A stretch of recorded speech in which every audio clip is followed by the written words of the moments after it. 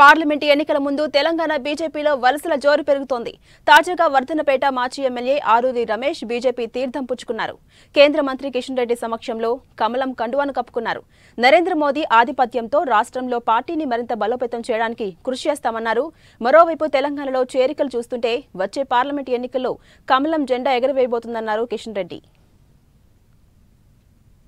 సంకల్పంతో మరి ఈ పార్టీలో చేరామో మోడీ గారి సంకల్పాన్ని అందుకొని మరి వర్ధన్నపేట నియోజకవర్గంలో వరంగల్ పార్లమెంట్ పరిధిలో మరి పార్టీ శ్రేణుల్ని మరి బీజేపీ కార్యకర్తల్ని అందరితో ఒక కార్యకర్తగా పనిచేయడానికి మరి నేను ముందుకు వస్తున్నా.